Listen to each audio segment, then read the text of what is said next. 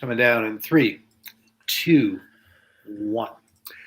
Well, good morning, football fans. Good day, football fans, at whatever point you are joining us for our ShawLocal.com Bears Insider podcast. I am Hub Arkush, along with our Shaw Media Group sports editor, Kyle Nabors, and our ShawLocal.com Bears Insider, Sean Hammond. And guys, the reason I'm not sure if it's morning or afternoon, we talk about it every week, but want to make sure everybody knows.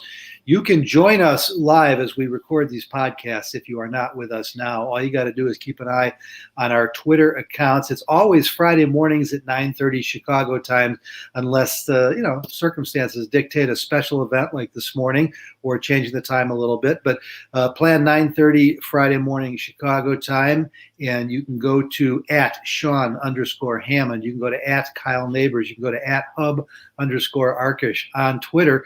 That'll get you right in. You can go to YouTube, and we're on a StreamYard link, and that way you can participate. We've got a bunch of you with us already this morning. We get your questions, we get your comments, and it gives us the really theme of our podcast. But if you prefer it just as a podcast, that's fine too. And whenever you're listening to this, make sure you get a subscription. Go to the App Store on your phone, go to iTunes, go to ShawLocal.com, download that subscription. It'll be delivered to you automatically each week. And we are here on a Monday morning at 9:30 because it is the Monday after the draft weekend of 2022. Chicago Bears, they got a few more than 6 players. The 6 picks they went into the draft with, they ended up with 11, and they did it with Ryan Poles standing still. And I was just listening to Kyle and Sean as I joined. They were having a conversation about some fans not all that thrilled that he stood still and did what he did on day 2. But then he started playing Let's Make a Deal on day 3 and turned the basically 3 picks he had into 11 total, and so 8 picks on the day. And with it, they worked the secondary, they worked the offensive line, did a few other things. They actually brought in one receiver who's more of a kick returner than a receiver, so a lot of people not all that thrilled about that. Sean, we'll let you go first. Your thoughts overall on what they got done this weekend? Well, yeah, overall, I mean, they have a lot of new players and they've gotten a lot of intriguing prospects. It's hard to say how many of them are going to turn out to be starters. But certainly those 2 defensive backs are at the top in the second round are, maybe not. It was a little surprising to see them go with a second one. It wasn't surprising to see him take Kyler Gordon with that first pick, but then to see him take another defensive back was a little bit of a surprise. And you certainly hope both those guys can turn out to be starters and do so relatively quickly. Velus Jones is the receiver they got in the 3rd round, 71st overall. He can do a lot of different things, and it seems like they, based on what we heard from Ryan Poles and Matt Eberflus over the weekend, it seems like they have some ideas of different ways they can get him involved. And then after that, they went for quantity over quality, and it's hard to predict a lot of these guys in the 5th, 6th, 7th rounds and what they're actually going to turn out to be. So sometimes it's just the case where the more picks you have, the better chance of hitting on multiple of these guys. Kyle, I know that there is disappointment out there in Bears Nation about the wide receiver position, but I actually kind of love what they did with those 2 second-round picks for this reason and this reason only. Going into the draft, and we've had this published at ShawLocal.com for weeks now. We've got our rankings at every position, put up our best players available going into day 2. Going into this draft, I only had 6 wide receivers amongst the 39 best available players in this draft, and one of them was not Jahan Dotson. To me, a little smaller, and even beyond that, maybe he'll be great, but just too similar to Darnell Mooney. And so of the other 6, 5 went in the 1st round. Now you come to day 2, and there's one guy on the board that has a chance to be the best player available at 39. And so who screwed the Bears? Well, of course, the Green Bay Packers, because they give up their 2 second-round picks to come up and take Christian Watson. And once Watson went off the board, I don't think there was a receiver worthy of the 39th pick, and I'm not so sure the 48th pick either. What they did get is 2 guys in first Kyler Gordon and then Jaquan Brisker, who I had as better players available than that spot. I had Gordon as potentially a 1st-round pick, but even when we ranked him going into day 2, ironically, I had him right there at 39. And then you come to Brisker, who had a chance to be, a late first round pick as well. And so, no, they didn't get the wide receivers you want, but they probably got better football players as prospects. We don't know what these guys are going to be. And I just believe that's the way you have to draft if you're going to be successful in the NFL. Yeah, Ryan Poles talked about it's not a complete rebuild. Well, he won't even use the word rebuild, right? But he talked about using his analogy of the renovation of a house. And it's not a complete gut, but there's a lot of places to build or to rehab this house. And while we didn't think it would start in the secondary, I don't think that's a bad place to start when you looked at the way the draft board fell. I think the Bears got two potential starters in Kyler Gordon and Jaquan Brisker that, could have a big impact within right away, pretty much. I mean, these are guys that can be week one starters for the Bears at positions that they needed starters. So, yeah, it felt a little counterintuitive, not getting a wide receiver or offensive guard. But, I think with the way the draft board fell, particularly with Christian Watson coming off here, and I'm going to throw up this question from Tom that came into the chat while we were talking about it. It said, do you think the Bears wanted Christian Watson before the pack jumped up to get him? I wanted the Bears to get him. What do you think of him? Personally, I like Christian Watson. I like the size. He was a guy that seemed to divide scouts quite a bit. I don't know what you guys saw and Hub when you were talking with scouts. I don't know if that's a symptom of the school he played at, playing at North Dakota State, or if there were some things that scouts saw that were a little raw. But I liked him, and I thought that was a good pick by Green Bay. Yeah, well, listen, guys, I don't want to rub it in, but I talked to a couple scouts who basically said they expect him to be the Davante Adams of this draft, and they didn't use Davante Adams' name. They simply said they think he could be the best receiver in this draft. Now I'm not predicting that. I definitely thought he had low first-round value. Had him as the fifth best wideout, amongst my guys, my board, I should say. I don't have any guys, and so. Listen, the Packers were in a great spot. They unloaded Davante Adams, and what did they get for him? They got Devontae Wyatt and Christian Watson, because without the 2 second-round picks, they don't have the ammunition to do what they did. Brian Gutekunst gets this right. He has proven that he's one of the better personnel evaluators in the NFL. He is, at this point, on that, not pedestal, but on that ladder, if you want, that Ryan Poles wants to claim, and he's well ahead of him. And we can talk Packers later if anybody wants, but the point is, what did the Bears think of Christian Watson? That's the hardest part of this, guys. We don't get to see their board. We don't know where they had him rated. But every team I talked to had Watson right in that range, 26 to 40, where he was going to fall. Never really thought he was going to get down to 39. But we did know coming in, Sean, what we did not want the Bears doing was trading up in this draft, because, that was the handicap they came into this draft with. And the only way they were going to do that was to give up more picks, and probably picks next year. And that's something that obviously Ryan Poles was committed to not doing. And I'm glad he didn't. And I thought in terms of how he used his picks and where he traded them, he worked it pretty well. Yeah, they may have loved Christian Watson, but they may have loved him at 39. I don't think that they were in a position to be moving up. Based on everything we saw and the way that they traded down in mass on Saturday, this was all about giving yourself enough ammunition here to address multiple things and multiple positions. And while Christian Watson, I really like his speed and size combination is pretty impressive, especially for a guy who slips down into the second round. You don't have too many guys of his height running the 40 time that he's running. Certainly that's really intriguing, and sure, there's some questions coming from a smaller school, but it really, I didn't see the Bears trading up just based on everything that we've talked about, everything Ryan Poles has told us, and sure, they may have liked him, but he wasn't going to get down to that 39th pick. Kyle, you mentioned you think that they may have gotten 2 opening day starters. I think they not only got 2 opening day starters, they got 2 potentially high-end opening day starters. Kyler Gordon's ceiling doesn't appear to be much lower, if lower at all, than Jalen Johnson's. And, look at what the Bears did with a safety out of Penn State in the 5th round in 2018, with Adrian Amos.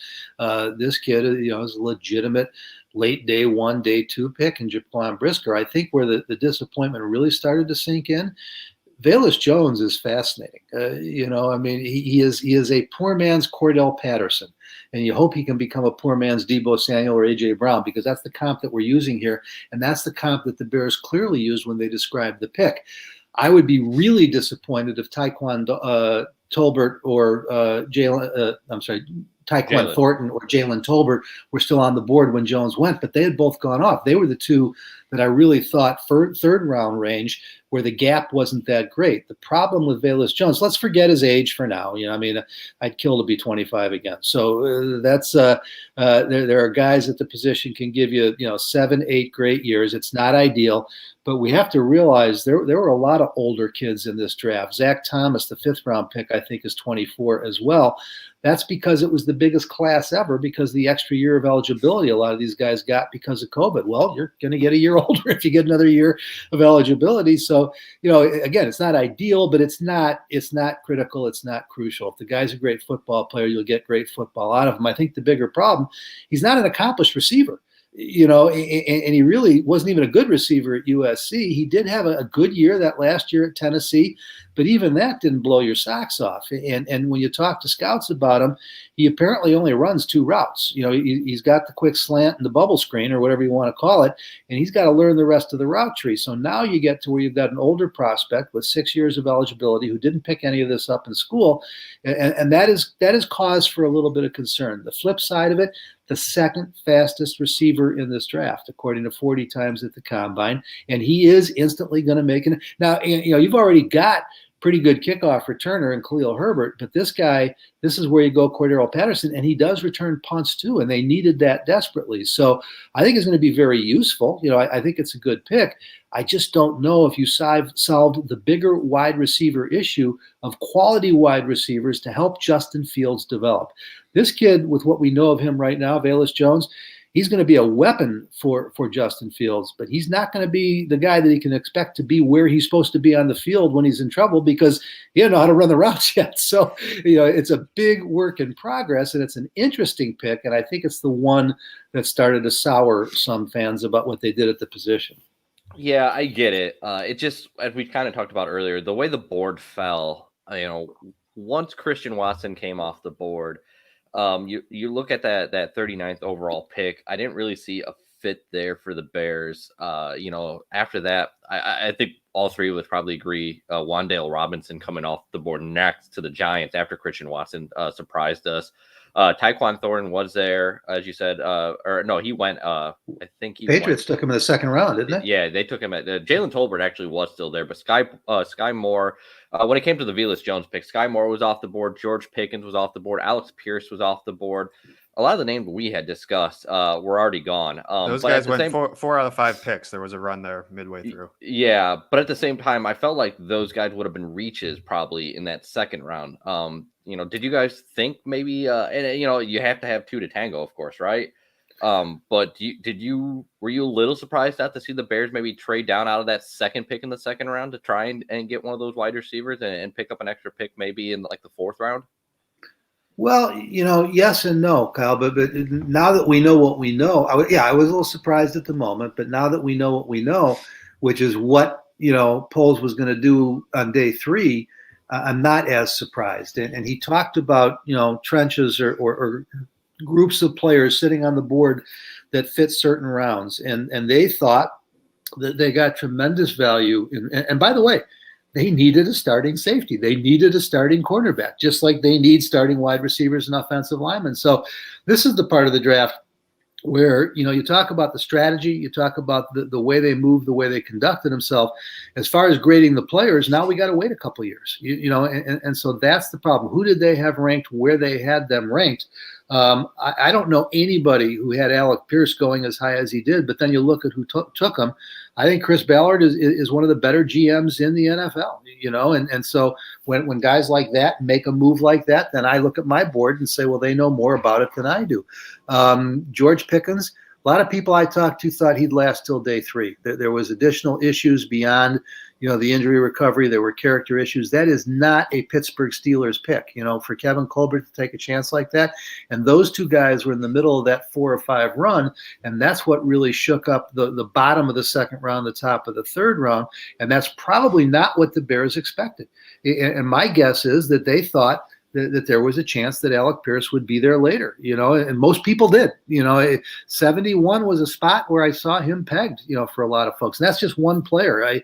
Another guy who completely screwed things up with me was Sky Moore, because I just didn't see him as high as everybody else did, and he obviously did go higher, So it was just tough with the wideouts, guys. 20 of them on the first 2 days, unheard of, and so. You take what you can get, and there was a comment that's in my column. I think it's in the papers today. I haven't seen it. I know I filed yesterday. Poll slipped a little bit, and he's entitled. He was tired when he finally sat down with us at the end of the third day. But the quote that I loved is, "We know you can't get it all done in 1 year." And he was saying that as a way to set up, so we're just going to keep chipping away, I think is what he said. But it was the clearest acknowledgement yet that of course this is a rebuild, and no silly fans who thinks there's 1 year turnarounds in the NFL and think the Bengals were a 1 year turnaround. It's not going to get done in 1 year. And so once you finally accept that, I've been beating people over the head with it for about 3 or 4 months now. Once you finally accept that, this is going to take a little while. And so, no, you couldn't fix everything. And wide receiver, at the end of the day, let's call it what it is. Wide receiver was the position that suffered in this draft, even if Velus Jones becomes really good, because you need more than one. Yeah, Twin just came in here with the way polls drafted. I believe they really have faith that this new coaching staff will get the guys up to speed and develop them in the system. Yeah, I think that's clear. And as Hub was saying, this is going to be a process. Don't go into this year expecting this Bears team to be super competitive. They're just not going to be very good. But they know that. He acknowledged that, as like Hub said, he kind of let it slip a little bit more than he has in the past. I'm going to go back up to the top here, guys, and work through some questions. And Mark, I know what my answer is here, but I think it's a good place to start to get into some of these other guys. Mark asked, do you guys think that Dominique Robinson could play a little tight end, just a third down red zone package? He asked that because I'm pretty sure Robinson played tight end for a while before converting over to defense, right, guys? Yeah, he was actually a wide receiver. He wasn't, but he's a receiver, yeah. So he can catch the football. Yeah, Mark. The answer is he's capable, but I can assure you that's not why they drafted him. This is a guy where you start to get an idea of who they really liked more than others, and they apparently fell in love with him at the Senior Bowl. It's interesting, those two picks back-to-back, Braxton Jones and Dominique Robinson, they saw working against each other at the Senior Bowl. The two of them talked about it with us over the weekend, Sean, and they think that Robinson has those special traits to be a big-time pass rusher, a situational pass rusher. They've acknowledged he doesn't play the run much. He wasn't a starter at Miami of Ohio. He was a situational pass rusher. But he did it well, and that's what they drafted him for. When you've got so much to teach him just to accomplish that, and then to teach him to play the run, to hopefully be able to keep him on the field more often than not, I don't think you're going to confuse him with any special receiving packages, at least not until he establishes that he's going to be a significant contributor on the team. But, Sean, who knows? The skills are there. There's no question. It's kind of wild when you think about a guy. He was a high school quarterback. He started as a quarterback. He went to Miami to be a wide receiver. And the switch from wide receiver to defensive end, you don't hear that one a whole lot. No, that's very unusual. And I think it goes back to, the previous question too, that you were addressing, Kyle, is the Bears, they have some faith in their coaching staff to get some of these guys up to speed and to get some of these guys developing, and guys like Dominique Robinson, it probably going to take more than 1 year. He hasn't played that position for very long, but you got to love the athletic ability, and that's what they kept saying when they were talking about him. And Braxton Jones is somewhat in a similar position in that he's coming from a smaller school, and that might take a little bit of an adjustment period for him. But again, another guy who has a really high potential, and the Bears are optimistic that this coaching staff is going to get these guys up to speed, and that they're going to improve year over year and hopefully turn out to be really good pros.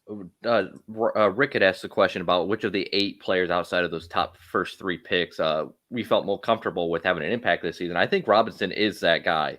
He's not someone I expect to be on the field a ton. Like I don't expect him to play 70-80% of snaps, but I do think he's the type of special edge talent that you could see him in there in passing situations, specifically as a pass rush specialist and making an impact this year. And that's a position where you can do that. You can come in just for a handful of snaps here and there and make a real difference on those third down plays. Kind of thinking of a young guy that a later draft pick, a Mark Anderson type role, where he's just on the field for 20% of snaps, but he's got 8 or 9 sacks. Not saying he's going to have 8 or 9 sacks. Just going back to 2006 with Mark Anderson, his rookie year. That sounds right. Yeah. I think that it's a possibility, Kyle, but the problem with that is if Robert Quinn is still here, you brought in Al-Qadim Muhammad, they're going to be the starters. Then you got Travis Gibson, who's going to challenge for that spot. You may have Jeremiah Adochu here, and in Robinson, he himself said he's basically got one move right now. He's got a speed rush with an arm rip, and it's going to take a lot. My guess, and this is just a wild reach at this point. I haven't seen them yet, other than on Zoom, but just from our introduction to these kids and the scouting reports, I got a sneaking suspicion that Zachary Thomas could end up the starting right guard this year. It wouldn't surprise me. Now we don't know. With Braxton Jones and Zachary Thomas. We know with Jatari Carter, I think, is definitely a guard. And then Kramer, the kid from Illinois, is definitely a center.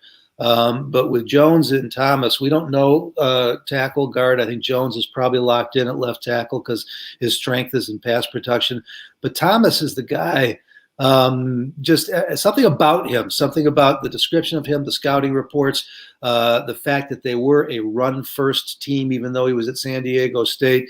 Of all the guys, and we've heard about the attitude they want in all these guys, a little bit of craziness, a lot of mean and nasty.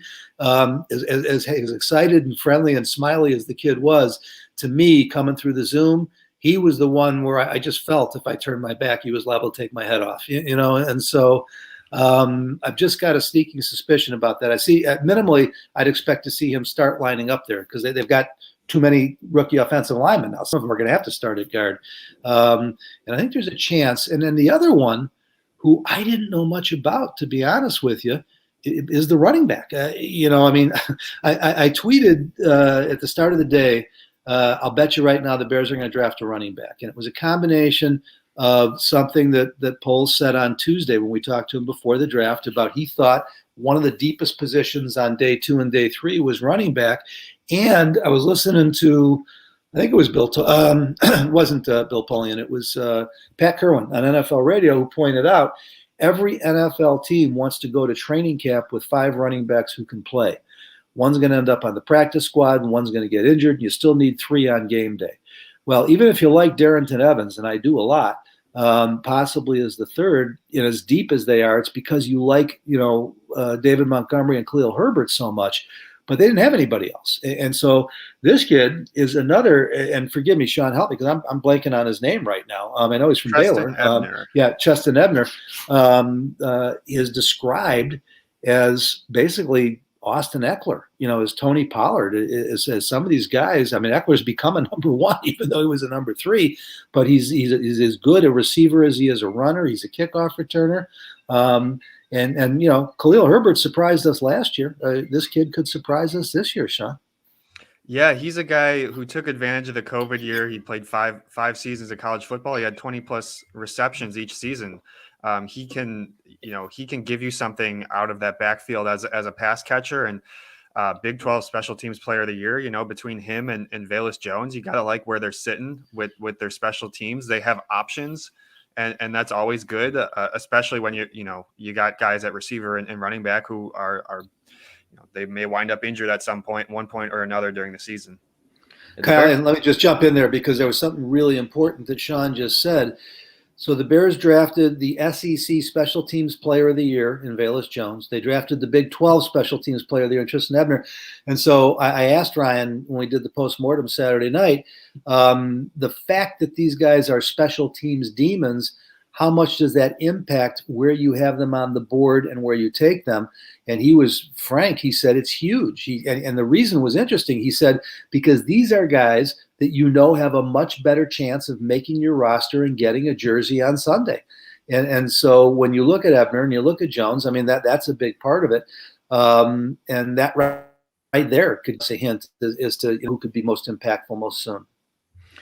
Yeah, Travis Edner, interesting player. The Bears also in undrafted free agents, I believe Master Teague out of Ohio State's on that list. They signed Darrington Evans in free agency. We like what we saw out of Khalil Herbert.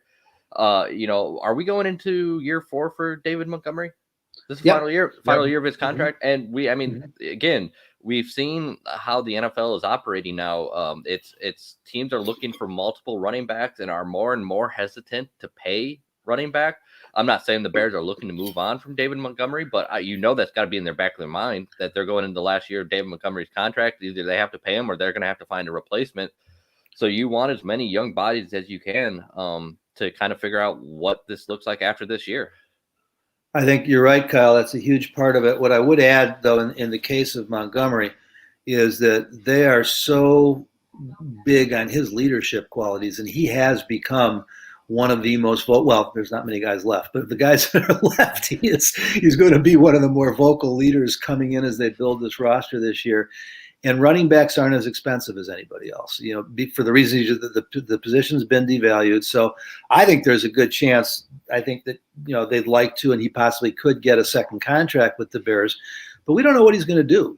We got to remember that in year 2, he was 4th in the NFL amongst running backs in total yards from scrimmage. And so natural progression, that puts him into at least the top tier of those guys that get paid more than the others. But then last year, because of the 4 games missed with the knee, the numbers were back down.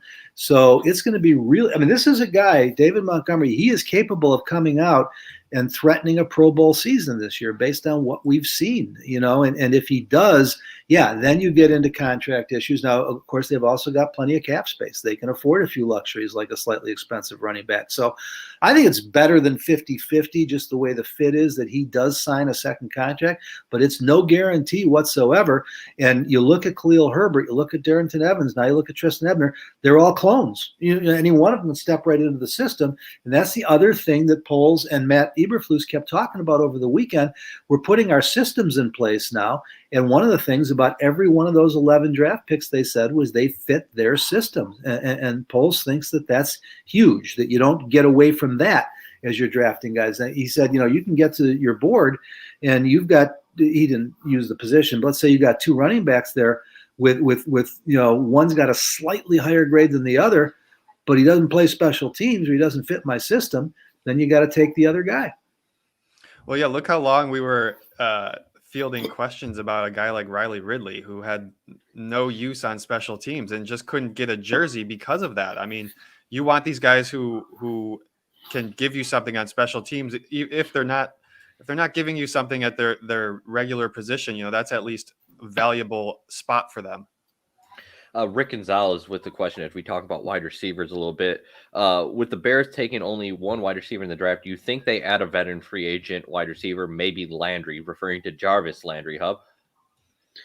Well, Rick, you probably saw, I tweeted Friday morning before date. Was it Friday morning or Saturday morning? Yeah, it was Friday morning, I think. It's all running together at this point. Actually, it wasn't. It was Saturday morning because they'd only gotten Velus Jones. And I tweeted, "Give me one good reason why the Bears wouldn't go out and sign Jarvis Landry right now." It might have been the start of day 2 because I was disappointed, how slim the pickings were going to be in round 2.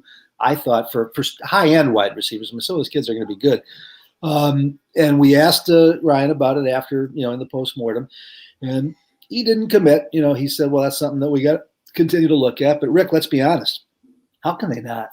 I refuse to believe that they're going to line up on opening day with the 3 guys on the field in a 3 wide receiver set being, Darnell Mooney, Velus Jones, if he is, And then who's the other Byron one? Pringle. You know, I mean, is it Isaiah Coulter? Is it Byron Pringle? Is it? I mean, they've got to.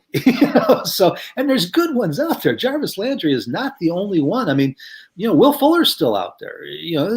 These are first round picks, and in the case of Landry, I focus on him because his reputation is quarterback's best friend. I mean, this is one of the most dependable, best route running, surest handed receivers in the NFL.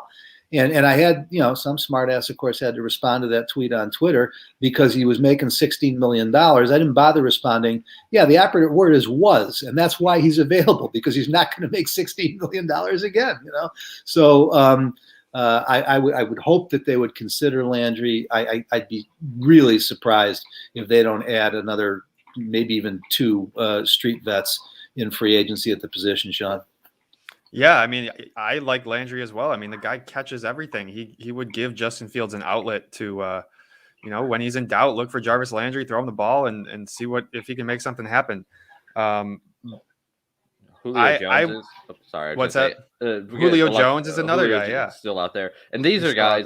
I mean, these are veteran guys, and people are asking why would you sign them? Like if they're rebuilding. These guys at this point of their careers are probably not going to move a needle enough that it's going to make you win a bunch of games. But that's not really the point. At this point, to me, like you're just looking for some kind of veteran talent to help Justin Fields. Yeah, I mean, I'm CJ Sanders right at the top of the comment list. Sign a vet, ? Big laugh. Are we going to the playoffs? That has nothing to do with it. You're trying to develop Justin Fields, and he does not have NFL receivers to work with right now.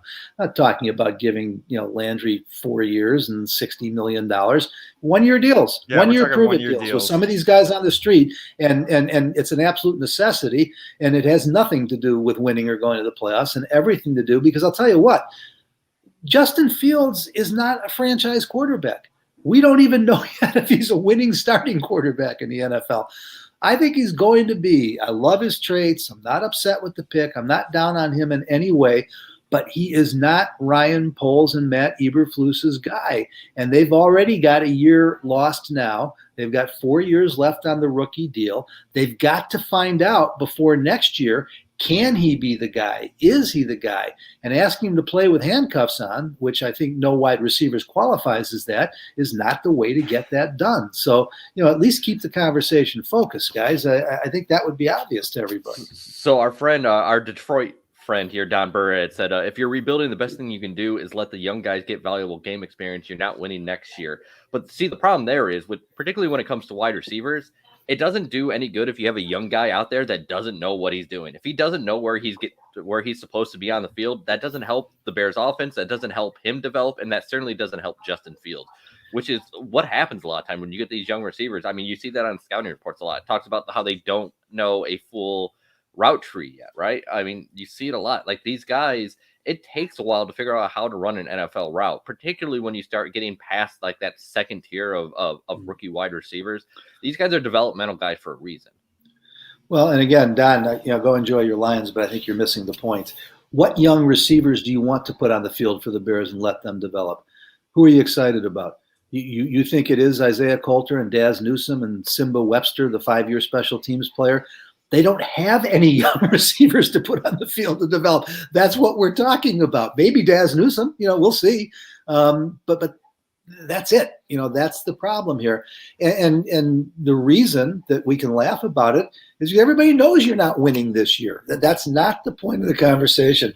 And by the way, not only can you not develop a quarterback without quality receivers, it's kind of hard to develop receivers without a good quarterback. And so, you're creating this vicious circle, and you've got to throw the best talent out there you can to hope that some of it emerges, not that they're all going to be players on a Super Bowl team. I'll throw this question out, I guess, to the chat, really, too. Let's say citing Jarvis Landry gives you an extra win or 2 wins even. Like, would you rather have 3 wins and picking 3rd overall, but Justin Fields didn't develop as quickly because of the wide receiver play? Or would you rather be picking with 5 wins and maybe 8th overall, but you saw some real progress out of Justin Fields? And that is the type of thing we're talking about with the wide receivers here. I mean, having those veteran wide receivers can make a big difference in terms of Justin Fields' development. Also, making sure he's not getting his ass kicked by a poor offensive line also another big sticking point here. But seeing Justin Fields develop is far more important than anything else that could possibly happen this year, in my opinion. I mean, that's the number one thing that's going to hold the keys to the next 3 years of Bears football. Potentially, another year if they pick up his 5th-year option at the end of this. That's got to be the number one thing. I mean, you can't even be thinking about where your draft slot is. Yeah, I mean, it's easy for me, Kyle. What I know, what I think I know, there's no chance they're going to win 9 or 10 games and get in the playoffs and win a playoff game. So as long as that's not happening, I don't care if they win no games, 3 games, 6 games. I don't worry about where they're drafting next year. You don't control that anyway. You don't know how the draft is going to fall. To Sean's point, just to amplify it, you're developing talent. That's what a rebuild is. You're identifying and developing talent. And that requires, that's why when they talk about getting guys who fit their system, that's what they have to develop, not just talent, but guys who can do what they want them to do.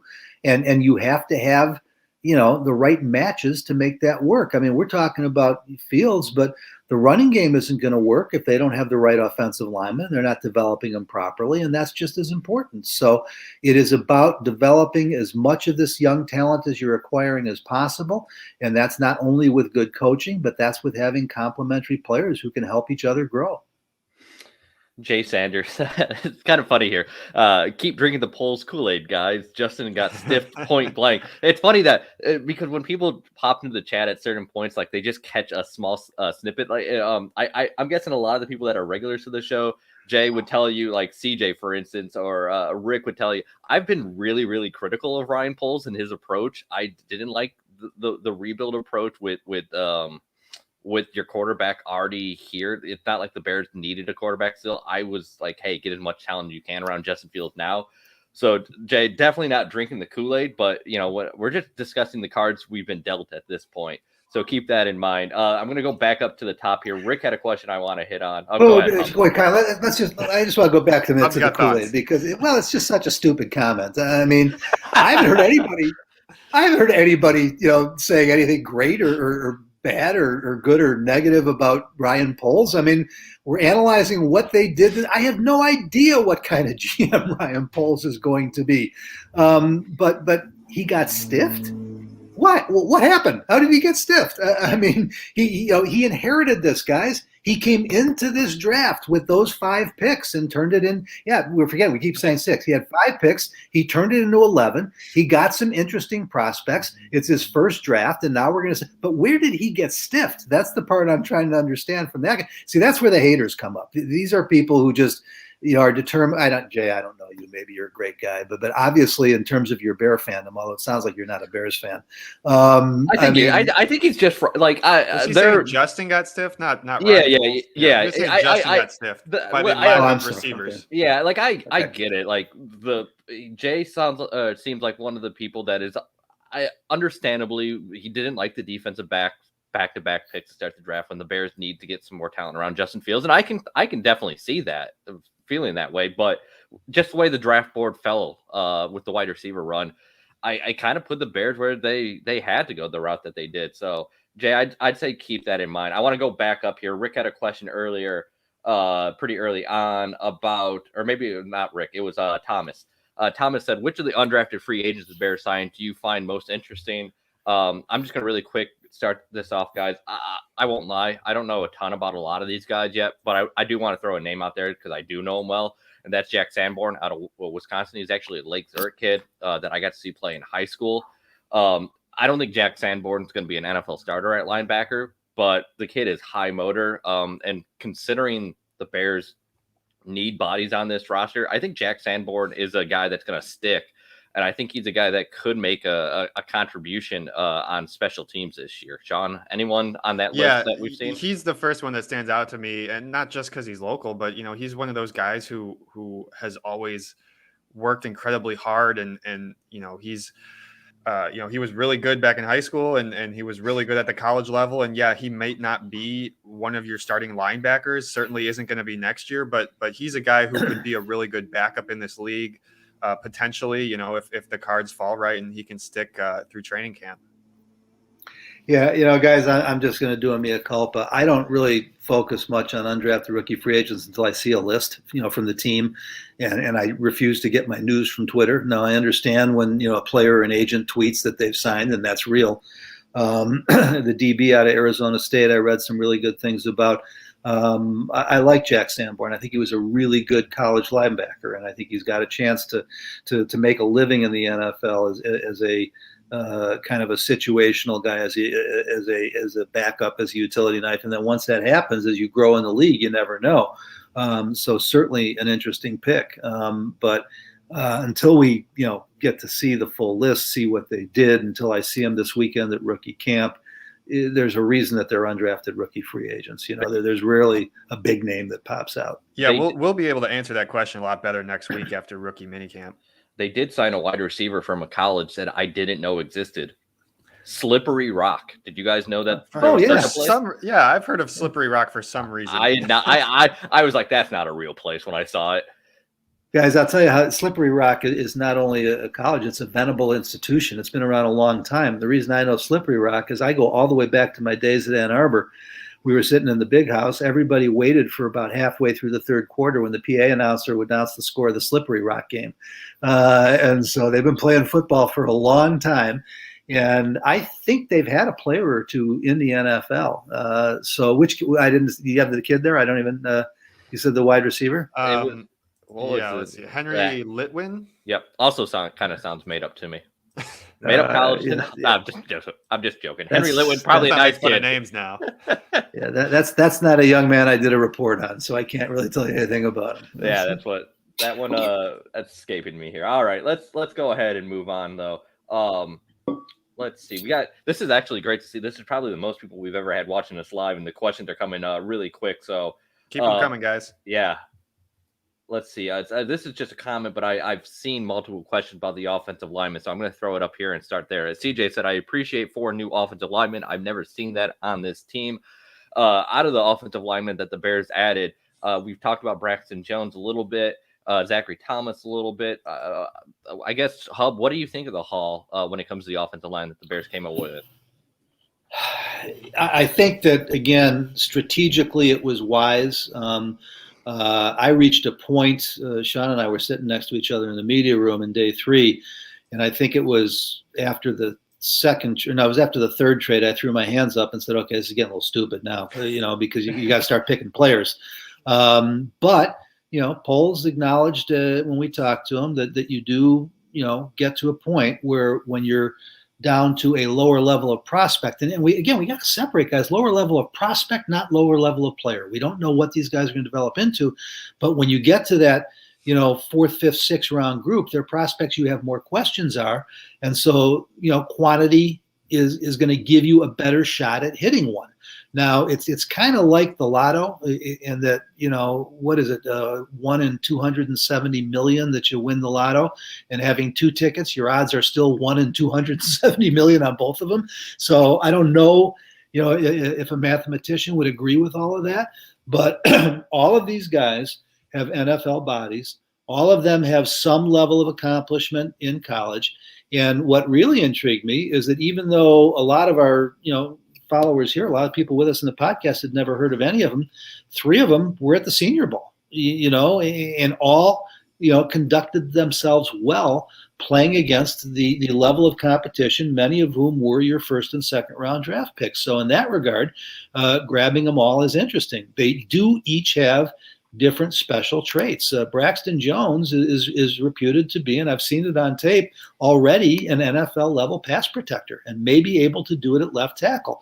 Concern is that he's not a complete run blocker yet, and there are still some moves that throw him. Then you turn around and go to the next guy in Zachary Thomas, and as I said, this kid, he started games at left tackle, at right tackle, and guard, all 3 positions in college. Outstanding run blocker, supposed to be mean and looking for. And then Carter is really intriguing because now you go to Southern University, and again, you don't know some of these guys as well. He didn't tear up the Senior Bowl, but he definitely held his own, and he looks like a prototypical NFL guard, a guy that you're going to add another 5-10 pounds of beef in the weight room, and he could be a mauler in the run game. I got to be honest, I feel bad because the center Kramer, the kid from Hinsdale, the reports I had on him say unlikely, to make it in the league, is going to really have to work to be a utility guy. He is actually, believe it or not, even a little smaller than Sam Mustipher. And I'm not finding any reports that suggest he's going to beat out Sam Mustipher, let alone Lucas Patrick. So I don't know. Now, there were some other people who liked that pick a lot. So yeah, they went for all different kinds of options. And Sean, as I said, I'm already predicting one of them could be the opening day starter at right guard. One of them may have to be, because it's not going to be Sam Mustipher. I don't know if Mustipher remains the backup center or not, but he just is not an NFL guard. And Dakota Dozier has been floating around the league and never been a starter anywhere else. So I don't know why he should be here. So it's interesting the way that they've pooled all these guys. I would imagine it's a wide open job for that right guard spot between Dakota Dozier and whoever of these rookies can play that spot and can show that they can do it in camp come August. And you have to love the depth that they added. I mean, I don't know the last time the Bears or any team drafted so many linemen. I have to go back through the Bears draft history and see if they've ever drafted this many linemen. I'm sure there used to be a lot more rounds. Maybe they have in the past, but that's quite they've started quite an overhaul. And if you can have good backups in every position, that's a really good situation to be in, because like Ryan Poles said the day we first got to talk to him, the depth on that offensive line is so important because guys get hurt. It happens every year. Somebody's going to get hurt. Some of your starters are going to be out for several weeks, and you're going to need some guys to step in there and take some snaps. Another quick point, Kyle, if I could, is, I'm saying Zach Thomas at right guard. We don't know what they have in Tevin Jenkins and Larry Borum. They don't know what they have in Tevin Jenkins and Larry Borum. And there is a maybe 50-50 chance that one of those two ends up the starting right guard. That's true. And that's that you need another tackle. And what I've seen all over the reports on Thomas and Jones is that minimally they expect them to make the team as swing tackles. They can play either side. So they've created a lot of flexibility as well. I'm sorry, I didn't mean to interrupt you there.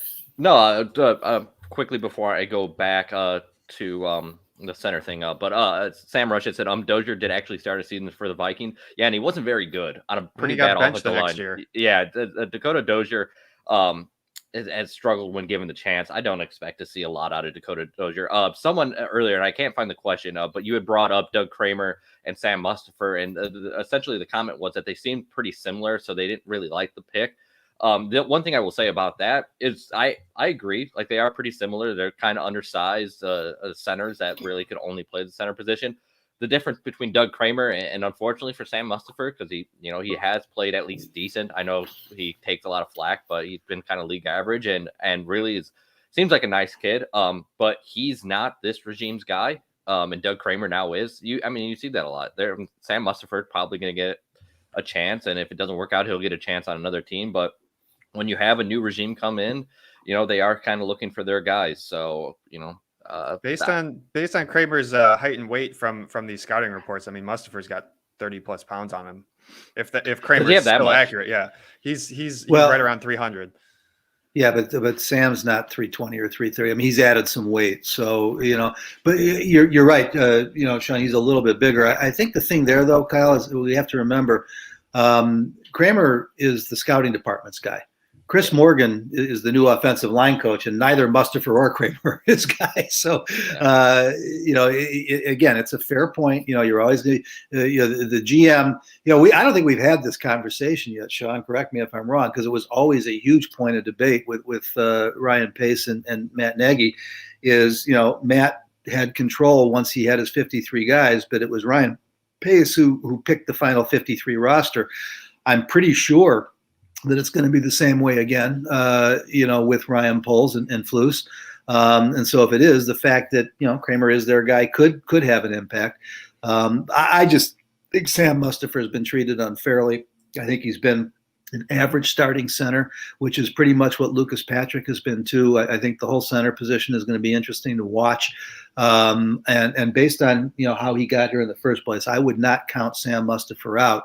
And Kramer was another kid who I loved getting to visit with on Saturday. I'd love to see him be a Chicago Bear, local kid who grew up, wanting to be a Bear. Who, what did he say, Sean? His idols growing up were Brian Urlacher and Devin Hester. It'd be a great story, and I sure hope he makes it. It felt funny to me there because he was actually one kind of like Sanborn. I expected to be more of a priority free agent. And he, he's in the same center room down with the Illini with Olin Kreutz's son as well. So there's that little connection. And Sam Mustafer's personal coach is Olin Kreutz. So, we'll see how all this goes. Roger had said in here, I see our starting defense as being just about set now. What positions on defense do you think will still need to pick up in free agency? I'm not sure there's a ton left in free agency that the Bears need. And that can be really helpful for this defense. But I want to ask this question as more overarching. If we talk about, as I dropped the naughty rebuild word here, but as you look at this defense and what they added in the secondary, obviously Robert Quinn's aging, but the big question long-term for this defense, number one, is what happens with Roquan Smith over the next couple of years. Do they get a long-term deal done? Do they have to franchise tag him? But with those additions with the additions in the secondary hub, and let's just say the Bears do get a deal with Roquan Smith done. Do you feel like they have a pretty good making over, let's say, a 3 or 4 year window here where maybe it's just adding a couple more pieces and this defense is ready to go, Hub? Or do you still see a lot of work that needs to be done on that side of the ball? Well, listen, Robert Quinn, you pray to get another year like last year. But when you're praying, in the NFL, you got a problem. And so they definitely still need more pass rush. I'm intrigued by Travis Gibson, but it's been a couple of years now, and he hasn't exploded. It's going to have to happen fairly early this year. You're going to have to start rethinking that. Kadeem Muhammad he had 7 sacks for the Colts last year, which on that pass rush was good because it was pass rush by committee. But I don't think you got a double-digit sack guy there. And other than that, unless Charles Snowden, who's a developmental kid and was drafted last year by the old regime to be an edge rusher in a 3-4, I think they definitely have to continue to add pass rush. And unless I miss something, they still don't have a starting Sam linebacker. Now, Matt Eberflus has said that that's not a critical position in the Tampa. Well, they're all critical. He said it's not the most critical position in the Tampa 2 defense. But irrespective of whether they're able to keep Roquan or not, they still need more linebackers, And you're also kind of counting at this point on Tavon Young being your nickel, which, he has shown flashes, but he's been so injured and he's never really settled in. I liked some of what we saw from Kendall Vildor last year before he lost his confidence. We don't know about Thomas Graham Jr., but I think Vildor and Graham are more boundary corners. And so at the slot, you're kind of talking about Duke Shelley and Tavon Young, and I'm still not convinced that that's enough, Sean. Yeah, I certainly like what they did in the secondary, and you got to feel better about where they're at. Sure, you got to sort of sort out who's going to play where and all that, but they've got the bodies at least. And yeah, we spent a lot of time talking about the linebacker position on Friday, I think it was, or maybe our podcast before that. But, they do need to add somebody there. Sure, you're going to be in your sub packages a lot of the time, the majority of the time probably. But they still, you're looking at Roquan Smith and Nicholas Morrow and nobody else that you're really super confident in at that position. Yeah, there's 2 positions, the linebacker position, as you guys have been discussing. I think eventually they're going to want to address this 3 technique position again. There's a reason they targeted Larry Ogunjobi. They did end up with the Justin Jones. Yeah. Justin, right? Yeah, Justin Jones, which was, an all right consolation prize. But I think they probably want to have a more impact player at the 3 technique eventually. Quickly, CJ, a couple more things on the linebacker. CJ had said thoughts on Cruikshank being that Sam linebacker, or do you see them picking up a linebacker? Is Cruikshank a type of player, guys, that can move down into the box to play the Sam linebacker position? No, he can play the strong safety, but Cruikshank, I think, is about 205, 210 pounds. Sam backers are 240, 250. They're the big guys. You can move guys around. The point that Flus made when we were talking at the owners' meetings was that just the way they play their sub packages, that the Sam backer usually only gets about 15 to 20% of the snaps, but those 15 to 20% are important. There's a kid that intrigues me. Caleb Johnson, remember, was a priority free agent last year who made the roster, pretty good special teams contributor. Didn't see him as much, playing defense. And obviously he wasn't ready. That's why they brought in Cassius Marsh, who came and went with one of the most famous penalties of the season last year. But, they definitely have to address that. And then to the 3 technique point, Kyle, I think you're spot on, because in Matt Eberflus's defense, the 3 technique kind of has to be the best player on your team. Him and the will linebacker, those are the keys. And they had DeForest Buckner, who's actually not a traditional 3 technique, but he was doing it for the Colts and doing it at a Pro Bowl level. He's a little bigger and not quite the athlete that you expect at that position, but your 3 technique has to be a dominant player. And I think they're excited about finding out what more Justin Jones has in the tank. But you're probably not set for your eventual Super Bowl team at 3 technique. I want to get to Nakobe Dean talk, but quickly, Timothy Wire had popped in here talking about defensive line. Reports I've seen have said Poles had been in communication with Akeem Hicks. Thoughts? I guess, Hub, first off, have you heard anything about that? And would Akeem Hicks in this defense be a potential fit at the 3 technique? No, first of all, he's not a 3 technique. He's strictly an anchor tackle.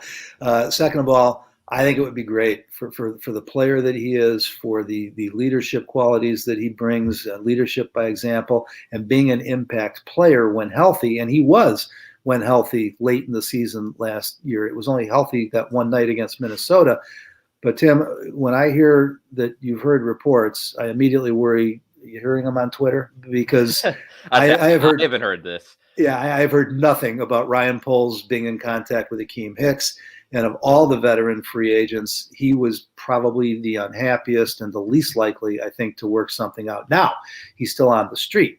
And that could be because he's now finally realized that his demands were unreasonable, or that maybe there aren't that many demands. I mean, I'd love to see it happen. I think it would be a lightning bolt in that locker room that could really energize some of these kids to watch how he plays every Sunday.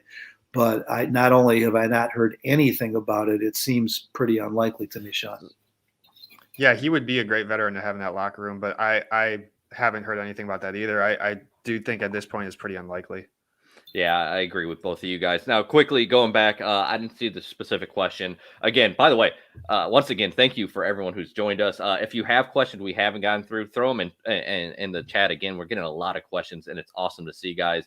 Also, make sure to hit like and subscribe if you haven't done so already. It actually really helps us. It helps grow the channel. More and more people find this live stream, and it makes us want to do it more. So, but quickly about Nakobe Dean, we had talked about it on Friday morning that he was still on the board, and that I was really interested if he continued to drop in the Bears.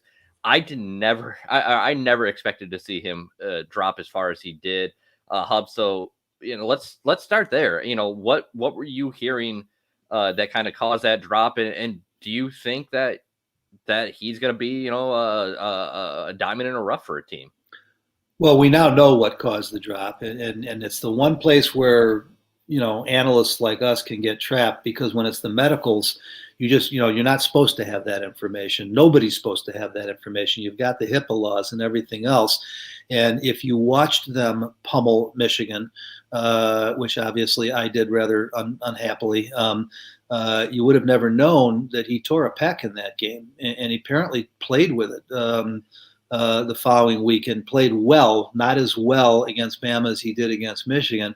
And it's an elective choice. Sometimes, surgery is not the best answer.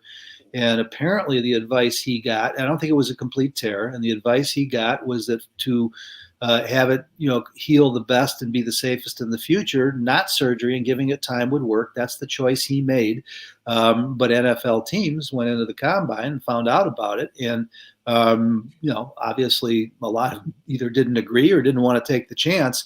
But that's it, because when you watch the tape and when you look at the character of this kid, now the one other thing, Sean, is he is only 5'11", but he wouldn't be the only one. That Roquan's he's 6 foot and a quarter. If he's over 5'11", and so Nakobe Dean is what you're getting in 3-4 inside linebackers these days that are dominating Pro Bowl teams, and Devin White and I know Roquan hasn't been in the Pro Bowl, but he's been a 2-time All-Pro, and then you've got Fred Warner and Patrick Queen. These guys are everywhere, and they're making an impact.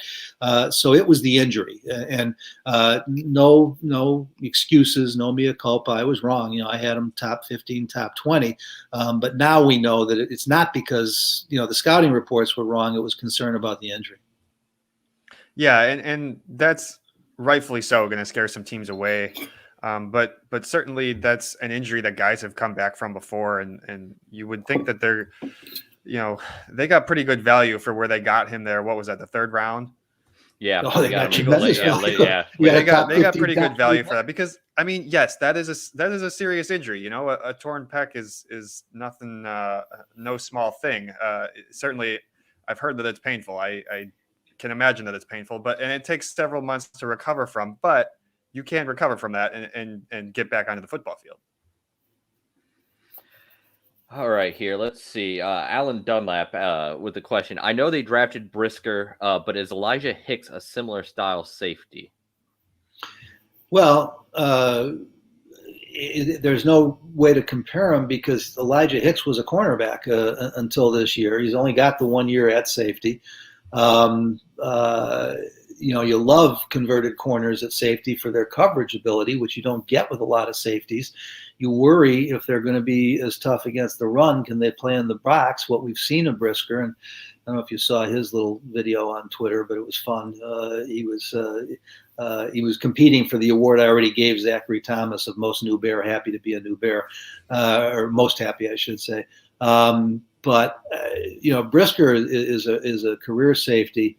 He's a great technician. He's a great leader. He was a big play guy at Penn State. He checks all the boxes. Hicks is an outstanding athlete, apparently, who has the body type and who played it well after he converted. But he's got the 1 year, and that's kind of what separates a 2nd round pick from a 7th round pick. Yeah, he's a guy who will probably wind up on the practice squad, and you sort of figure out what you got in him over the next year. I'm sorry. I'm enjoying Don Burr, our resident Detroit fan, just in the chat trolling people, talking about Aiden Hutchinson will live in your backfield. Aiden Hutchinson's going to probably live in a lot of people's backfield, but in the short term, yes, he might live in the Bears' backfield, considering the state of the offensive line and the young kids are going to have out there. There's so many questions. It's hard to go through here, guys. Quickly, I had seen someone earlier talk about the Baltimore Ravens have a really good draft again, and that always seems to be the case. And that's because Ozzie Newsome is really good at his job. But as I sort through questions, Hub, I'm going to toss this question to you guys because I want to talk about this personally, I guess, a little bit here. Which teams? Give me a couple teams you guys really were impressed with at the end of the draft. Ravens, Eagles, Packers. Ravens, Eagles, Packers. I really like what both New York teams did. I was happy with the Jets and the Giants. Yeah, I'd add them to the list too. I think you got to go. I think the Ravens is just really impressive. I think they're number one in my book. Yeah, I did. I loved what the Giants and Jets did in the first round, and especially the Jets coming back in to get Jermaine Johnson. But then when you look after day one, they got a little more pedestrian. The Wan'Dale Robinson pick, as high as he went, I thought was a little insane. And so they did a nice job. But the three teams that to me added wins for next year, and they were all playoff teams going in. I mean, I know the Ravens didn't make it, last year, but they traditionally have, and the injuries killed them. Eagles, came down the stretch and got to the playoffs. We know the Packers. I mean, to be sitting where they were sitting and to get the talent that they got, particularly the way Howie Roseman maneuvered for the Eagles. And Nakobe Dean is a big part of it. I mean, plugging him in the third round, to me, on top of everything else they did, and then getting A.J. Brown, I mean, even though it's not a draft pick. And I look at the Packers, and they are, to me, as sound an organization as there is in football. I mean, they took the best players available, and Lord knows that defense does have to continue to improve. Now, I think Quay Walker's a little bit of a project. I don't think he's going to have a big impact as a rookie, kind of like Rashawn Gary. Wasn't until year 3 that he really started to become a difference maker. But Devontae Wyatt might make a difference right away. And I love Christian Watson, and I look at some of the other players. And with the Ravens, real quick, look at the 4th-round picks, guys. Not only the first 4 guys they got, but they get Faeli, they get Isaiah Likely, who I liked a lot. They got probably the best punter in the draft. I mean, they're playing in a different league on draft day than the other 31 teams. And quickly, since Don Burr's in here trolling us about Detroit, I mean, out of the NFC North, how did you guys feel about it? He, of course, Don really likes the Detroit draft. Aiden Hutchinson, we've talked about, we like. I didn't think he had the highest upside of the top pass rushers. Jameson Williams, fun pick, but guy coming off an ACL injury. Quay Walker up in Green Bay is fun. I really didn't like what Minnesota did. I don't know. Overall, where did you guys feel how the NFC North finished up? Yeah, I mean, Don, I'll be more interested in the Lions draft when they become a relevant franchise. So it's from the top rope, Hub comes. Yeah, well, I'm just having fun with Don because he's having fun with us. Obviously, I love the Aiden Hutchinson pick. I'll tell you what. I thought Kwesi Adolfo-Mensah got pantsed in his first NFL draft, and again, this is why you got to be careful with this stuff. I'm also the guy who said Kyle Long was a wasted draft pick, and that got taken a lot of context, but nonetheless, I said it, and so you can't live and die with these analyses, but Williams, that's a boom or bust. I mean, and probably a boom. But the fact that Adolfo-Mensah basically gave him the pick, I mean, to come from, what did they do? They came from 32 to 12 and didn't give up another first-round pick. That never happens. I mean, I don't understand what the Vikings were thinking on that. Now, getting the 2-2s from the Packers and letting them come up, and take Christian Watson, okay, but you went down, another 20 picks, after you weren't picking yet. And so I thought the Vikings just had a really shaky weekend. I thought the Packers had a really good weekend. I think the Lions and the Bears are somewhere in between. Obviously, I'm going to take the Lions over the Bears because the Lions had the 2 first-round picks. Yeah, now as I look at the Green Bay weekend again, I'm liking it more and more. I mean, we talked about it on Friday. I really like what they did to the front 7. Then you add in Christian Watson. Someone who should be able to make an impact pretty quickly at wide receiver for that team. They got 3 players in the first 2 rounds there with those first 3 picks that can make pretty much an immediate impact. Quay Walker is a bit of a project, but I do think that he should be a useful piece for a contending team right away. Guy, real quick, if I can just jump in here about the Packers, you got to remember this is all relative. Not only did they get 3 of the first 33 picks, all possibly impact players, they're the number 1 seed in the NFC. I mean, that's supposed to happen with the bottom feeders. That's not supposed to happen to the best team in the conference. And so the fact that they're able to do that is what's so impressive about it. Obviously, I haven't memorized all 32 drafts yet, but I remember looking at their day 2 and day 3 and seeing some more kids that I liked a lot there. So we'll get into more of this as we, start to analyze the division. But Sean, I don't know if you're buying it because I know we got to wrap this up. But if I got to rank the NFC North draft right now, I'd probably say Packers, Lions, Bears, Vikings. I'm similar. Maybe, I think the Lions are ahead of the Bears because of those first round picks. I think they were pretty similar further on down the draft. The thing with the Lions is you gotta get that quarterback at some time. Hopefully they're looking at that for next year, and then you're going to be feeling really good about where they're at. I was impressed with the Packers and a little bit underwhelmed with the Vikings overall. I would say I'm pretty similar to you on that, Hub. Kyle, it intrigues me, and Sean's probably right, but why is everybody written off Jared Goff, a guy who took his team to the Super Bowl 4 years ago? He's not the worst quarterback in the NFL. I kept looking at everybody saying, oh, the Lions need a quarterback. The Lions need a quarterback. Well, yeah, he's not Matt Stafford, but they knew that when they made the trade, and that's not why they made the trade. So I think they probably want to get competition there, but I don't think that it's a wasteland at quarterback. I mean, I'd rather have Jared Goff than anybody the Bears had for 2 decades before Justin Fields, so it's not as bad as some people make it. The best way I can describe Jared Goff is just good enough to lose you a first round playoff game. That's how I view Jared Goff. Well, he got him to a Super Bowl. Won a few. Yeah. Yeah. Well, I mean, listen, on a really, really good roster, Yeah. Jared Goff can With a great defense. with a great defense, but like if you need him to go out and win you a playoff game, I'm never gonna feel with Jared Goff needing to make plays. But okay, so I can't get to the bottom of the chat list fast enough. How many people are now correcting me that Jay Cutler's better than Jared Goff? We're having fun here, guys. It's all in good fun, trust me. yeah. now I'm trying to go through in my mind really quickly and analyze Jay Cutler versus Jared Goff. That's probably a topic for. Well, the comp should be Rex Grossman and Jared Goff. I mean, Jared Goff number 1 overall. Rex, I think, went 12th, but that was the first round commitment prior to Justin, and so looking at their careers to date, Goff appears to be progressing a little better than Rex did. So who knows? We're getting now.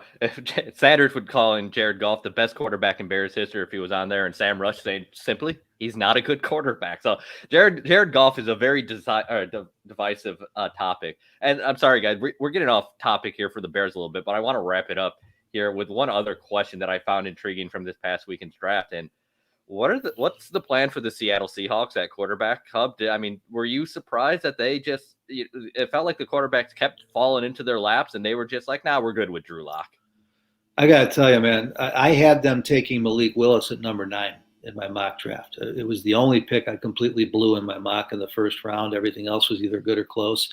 But when they passed him at 40 and 41, I was flabbergasted. I just, I don't know what it is about Willis that dropped him. You talk about a guy who dropped further than anybody I expected, going all the way down to the third round.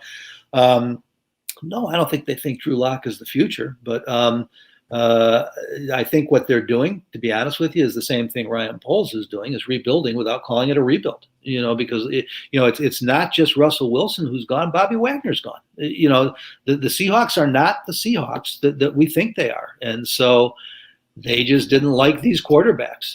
Now, unless they're in the Baker Mayfield hunt, which I think Baker Mayfield is badly underrated. I think when you go back and watch tape of him over his 4 years and the times he's played healthy and the times he's played hurt.